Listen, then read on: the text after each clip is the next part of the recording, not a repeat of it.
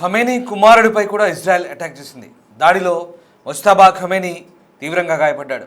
ఓవైపు ముజ్తబాను సుప్రీం లీడర్గా ఎన్నుకుంటారని ప్రచారం జరుగుతున్న నేపథ్యంలో ఆలస్యంగా ఈ దాడి ఘటన వెలుగులోకి వచ్చింది.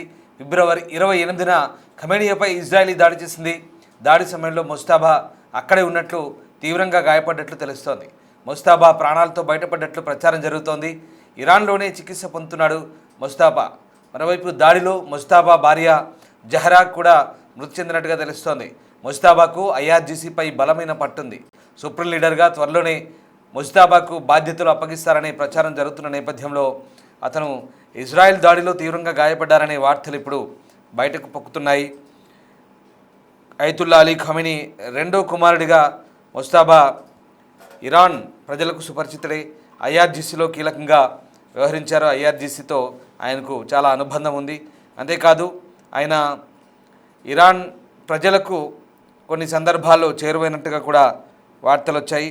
అయితే అయతుల్లా అలీ ఖమేనీ హత్య తర్వాత అతని వారసుడిగా ఎవరు ఉంటారు, ఎవరిని నియమిస్తారనే వార్తల నేపథ్యంలో గార్డియన్ కౌన్సిల్ ముందు ముజ్తబా ఖమేనీ పేరే ప్రముఖంగా వినిపించింది. ఆయనతో పాటు ఒకరిద్దరు పేర్లు వినిపించిన ఐఆర్జీసీ ఈయన వైపే మొగ్గు చూపినట్టుగా తెలుస్తుంది. ఇరాన్ మిలిటరీ అధికారులు ఈయన వైపే మొగ్గు చూపడంతో ఆయననే తదుపరి సుప్రీం లీడర్గా ఎన్నుకుంటారనే వార్తలు కూడా గుప్పమన్నాయి. అయితే ఫిబ్రవరి 28న లయన్స్ రోడ్లో భాగంగా ఇజ్రాయెల్ చేసిన దాడిలో ఖమేనీ కీలక నాయకులు జనరల్స్ మృతి చెందారు.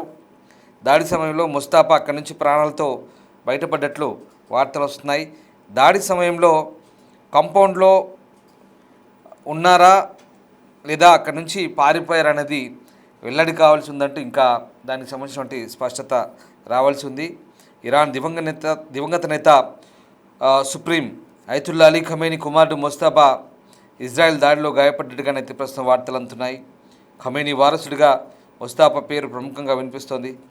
అయితే ఇజ్రాయెల్ చేపట్టిన దాడుల్లో 40 మంది కీలక నాయకులు జనరల్స్ ప్రాణాలు కోల్పోయారు. ఈ దాడిలో ముజ్తబా భార్య జహ్రా కూడా మరణించినట్టుగా తెలిసింది. ఆ దాడి నుంచి ముజ్తబా మాత్రం ప్రాణాలతో బయటపడ్డట్లు తెలుస్తోంది.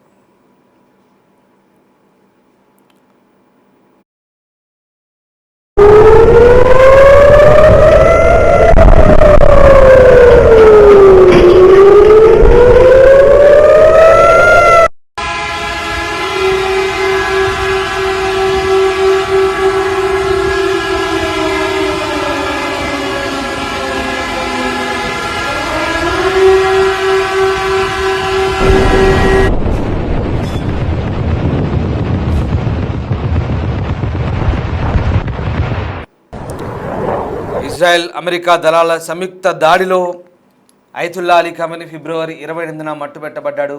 ఆయనతో పాటు చాలామంది కీలక నాయకులంతా కూడా ఆ కాంపౌండ్లో మరణించారు. అంతేకాదు ఖమేనీ కూతురు, అల్లుడు, మనవరాలు, అలాగే ఆయన రెండో కుమారుడి భార్య, ఇలా చాలామంది కుటుంబ సభ్యులు ఆ ఇంటిలోనే మరణించినట్టుగా తెలుస్తోంది. అయితే ఇజ్రాయెల్ దాడి చేసే సమయంలో ముజ్తబా తన తండ్రితో పాటు కాంపౌండ్లోనే ఉన్నారా అన్న విషయం ఇంకా వెల్లడి కావాల్సి ఉంది. ఆయనకు గాయాల తీవ్రత కూడా తెలియరాలేదు. ఈ దాడి నుంచి ముజ్తబా ప్రాణాలతో బయటపడ్డారని, కానీ గాయపడ్డారని ఇజ్రాయెల్ భద్రతా అధికారులు కూడా భావిస్తున్నారు. అలీ ఖమేనీ తర్వాత ఇరాన్ తదుపరి నేతగా ముజ్తబా ముందు వరుసలో ఉన్నారు. ఇతనికి ఇరాన్లోని శక్తివంతమైన ఐఆర్జీసీపై పట్టు ఉంది. అక్కడ మిలిటరీ పేరే ఐఆర్జీసీ. దీంతో ఆయన ఖమేనీ స్థానాన్ని భర్తీ చేస్తారని అందరూ భావిస్తున్నారు. అయితే 88 మంది సభ్యులున్న గార్డియన్ కౌన్సిల్లో కొందరు మాత్రం అధికారాన్ని వారసత్వంగా ముజ్తబాకు అందించడాన్ని వ్యతిరేకిస్తున్నట్టుగా తెలుస్తోంది. అమెరికా అధ్యక్షుడు ట్రంప్ కూడా ముజ్తబాకు అధికారం అప్పగించేందుకు ససేమిరా అంటున్నారు. ఇక అమెరికా అధ్యక్షుడు మాత్రం కొత్త నాయకుడి ఎంపిక తన ప్రమేయం లేకుండా జరగదంటూ గట్టిగా వాదిస్తున్న పరిస్థితి కనబడుతుంది. సుప్రీం లీడర్ అలీ ఖమేనీ కుమారుడు 52 ముజ్తబా ఖమేనీ తన తండ్రి తర్వాత ఇస్లామిక్ రిపబ్లిక్ కొత్త అధిపతిగా బాధ్యతలు చేపట్టడం ఎంతమాత్రం ఆమోదయోగ్యం కాదంటూ ఇరాన్కు సామరస్యం, శాంతిని తీసుకొచ్చే వ్యక్తిని తాను కోరుకుంటున్నట్లుగా ట్రంప్ ఇదివరకే ప్రకటించారు. అమెరికా మద్దతుతో నికోలస్ మదురోను పదవిచ్యుతం చేసిన తర్వాత వెనిజులా తాత్కాలిక అధ్యక్షుడిగా డెల్ఫీ రోడ్రిగ్స్ను నియమించడంలో తాను పాల్గొన్నట్లే ఇరాన్ తదుపరి సుప్రీం నాయకుడిని కూడా తాను వ్యక్తిగతంగా ఆమోదించాలని అమెరికా అధ్యక్షుడు డొనాల్డ్ ట్రంప్ అంటున్నారు. ఇక ట్రంప్ దివంగత ఇరాన్ సుప్రీం నాయకుడి కుమారుడు 56 ఏళ్ల ముస్తాబా ఖమేనీ తన తండ్రి తర్వాత ఇస్లామిక్ రిపబ్లిక్ కొత్త అధిపతిగా బాధ్యతలు చేపట్టడం ఆమోదయోగ్యం కాదంటూ చెప్తున్న మాటలతో ఇరాన్ తాత్కాలిక పాలకులు దాన్ని ఖండించారు. అలాగే అమెరికా ఆ విషయంలో జోక్యం చేసుకోవడం ఎంతవరకు సహించరాని అంశం అంటూ కూడా ఇప్పటికే కౌంటర్లు ఇచ్చిన పరిస్థితి. అయితే ఖమేనీ విధానాలను కొనసాగించే నాయకుడిని చేయడం వల్ల అమెరికా 5 ఏళ్లలో తిరిగి యుద్ధంలోకి దిగాల్సి వస్తుందంటూ ట్రంప్ మళ్ళీ హెచ్చరించారు. తమ సమయాన్ని వృధా చేసుకుంటున్నారని ఖమేనీ కొడుకు తేలికైన వ్యక్తి వెనిజులాలో డెల్ఫీ రోడ్రిగ్స్ లాగా తాను నియామకంలో పాల్గొనాలంటూ ట్రంప్ చెప్తున్నారు. ఖమేనీ స్థానంలో ఎవరు రాగలరని అడిగినప్పుడు తన మనసులో ఉన్న చాలామంది వ్యక్తులు చనిపోయారంటున్నారు. ఇరాన్ అధికారిక ధృవీకరణ ఇవ్వనప్పటికీ దివంగత సుప్రీం నాయకుడు వారసుడిగా ముస్తాబా అత్యంత ప్రముఖ అభ్యర్థిగా కనిపిస్తున్నారు. 2024 అతని తండ్రి తిరస్కరించిన వంశపారపర్య పరివర్తనను సూచిస్తాడు. ఇక పాశ్చాత్య నిఘా సంస్థ నివేదికలను ఉదహరించినటువంటి కొన్ని బ్లూంబెర్గ్ లాంటి వార్తా సంస్థల దర్యాప్తు ప్రకారం ముస్తాబా ఖమేనీ దాదాపు $100 మిలియన్ పైగా సంపదను కలిగి ఉన్నాడంటగా చెప్తున్నారు. 2019లో డొనాల్డ్ ట్రంప్ మొదటి పదవి కాలంలో అమెరికా ట్రెజరీ డిపార్ట్మెంట్ ముస్తాబా ఖమేనీపై ఆంక్షలు విధించింది. తన తండ్రి ఆఫీసులో పనిచేయడం తప్ప వేరే ప్రభుత్వ పదవికి ఎన్నుకోబడినప్పటికీ లేదా నియమించబడినప్పటికీ ఇరానియన్ సుప్రీం నాయకుడికి ప్రాతినిధ్యం వహిస్తున్నాడంటూ పేర్కొంది. ఇరాన్లో పాలన మార్పు అమెరికా దాడుల లక్ష్యమనే విషయాన్ని అమెరికా రక్షణ కార్యదర్శి పీట్ హెగ్సేత్ పదే ఖండించారు. అలాగే ఇరాన్ నుండి క్షిపణి ముప్పును నాశనం చేయడం, దాని నావికా దళాన్ని నాశనం చేయడం, అలాగే అణ్వాయుధాలు లేవని నిర్ధారించడం ఈ ఆపరేషన్ యొక్క స్పష్టమైన నిర్ణయాత్మక లక్ష్యం అంటూ కూడా అమెరికా నేతలు చెప్తున్నారు.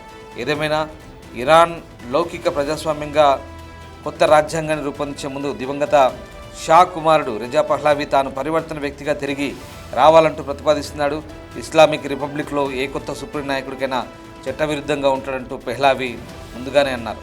అమెరికా ఇజ్రాయెల్ యుద్ధం ప్రారంభమైన క్షిపణి దాడుల్లో శనివారం అంటే 20న తారీఖున టెహ్రాన్లో అయతుల్లా అలీ ఖమేనీ 86 సంవత్సరాల ఆ దేశ అధ్యక్షుడు మృతి చెందిన సంగతి తెలిసిందే. అయితే ఆయనతో పాటు చాలామంది సైనిక అధికారులు అలాగే కీలకమైన ఆ దేశ నాయకులు మట్టుపెట్టబడ్డారు. బట్ ఇక్కడ ఇరాన్ కొత్త లీడర్గా ఎవరు ఎన్నికవుతారనే దానిపై విదేశాల్లో ఉన్నటువంటి ఇరాన్ డయాస్పోరా అంటే ఇరాన్ ప్రవాస ఇరాన్లు ఎవరైతే ఉన్నారో అది ఇరాన్ డయాస్పోరాగా ఏర్పడ్డారో వాళ్ళంతా కూడా రెజా షా పహ్లావిని తిరిగి ఆ దేశ నాయకుడిగా ఎన్నుకోవాలంటూ ఇప్పటికే ప్రతిపాదనలు చేశారు. ఏకగ్రీవంగా వాళ్ళంతా కూడా ఆయన్ని తీర్మానం చేసి ప్రతిపాదిస్తున్నారు. బట్ ఇక్కడ ముస్తాబాని సుప్రీం లీడర్గా ఎన్నుకుంటామంటూ ఈ ప్రభుత్వం చెప్తోంది. బట్ ఏదేమైనా ఇంకా యుద్ధం ముగియలేదు, ఇంకా నెలల పాటు యుద్ధం సాగిస్తామంటూ అమెరికా చెప్తోంది. మరోవైపు ముస్తాబాను నాయకుడిగా ఒప్పుకునేది లేదంటూ చెప్తోంది. ఈ పరిణామాల నేపథ్యంలో అసలు ముస్తాబా ఆరోగ్యం ఎట్లా ఉంది, అసలు ఆయన ఎలా ఉన్నాడనే దానిపై అనేక సందేహాలు వెల్లువెత్తిన నేపథ్యంలో మొన్న జరిగిన దాడిలో తండ్రితో పాటు ఆయన కూడా తీవ్రంగా గాయపడ్డాడు. కానీ తప్పించుకొని అక్కడి నుంచి వెళ్ళిపోయాడంటూ వార్తలు వస్తున్నాయి. తీవ్ర గాయాలతో ఆయన చికిత్స పొందినట్టు కూడా వార్తలు వస్తున్నాయి. ఏదేమైనా ముస్తాబా ఆరోగ్య పరిస్థితి గురించి అలాగే అసలు ఆయన ఏ కండిషన్లో ఉన్నాడనేది కూడా పూర్తిగా స్పష్టత రావాల్సి ఉంది. దాని తర్వాతే ఇరాన్ సుప్రీం లీడర్ సంబంధించి ఎంపిక ప్రక్రియ ఇప్పట్లో ఆ దేశ గార్డియన్ కౌన్సిల్ చేపట్టే అవకాశం లేదు. అంత సైద్ధాంతిక పరంగా సాంప్రదాయబద్ధంగా నాయకుని ఎన్నికైనంత సమయము పరిస్థితులు అనుకూలంగా కూడా అక్కడ లేవు. దాంతోపాటు ఇంకా ఖమేనీ అంత్యక్రియలు కూడా ఇప్పటి వరకు జరగని పరిస్థితి, జరిగాయా లేదా అనేది కూడా ఇంకా క్లారిటీ లేదు. ఒకవేళ అంత్యక్రియలకు హాజరైతే ముస్తాబాతో పాటు ఇంకా ఇతర నేతలు ఎవరైనా హాజరైతే వాళ్ళందరినీ కూడా టార్గెట్ చేసి ఇజ్రాయెల్ అమెరికా మళ్ళీ ఆ అంత్యక్రియల్లోనే చంపేసే అవకాశం ఉంది. కాబట్టి వాళ్ళు కూడా ఇప్పటికే అండర్ గ్రౌండ్లోకి వెళ్ళినట్టుగా తెలుస్తుంది. అజ్ఞాతంలో ఉన్న వాళ్ళు కూడా బయటికి రావడానికి జంకుతున్నట్టుగా సమాచారం. ఏదైనా పశ్చిమాసియాలో పరిస్థితులు ఇంకా రోజు రోజుకి పెరిగిపోతున్నాయి.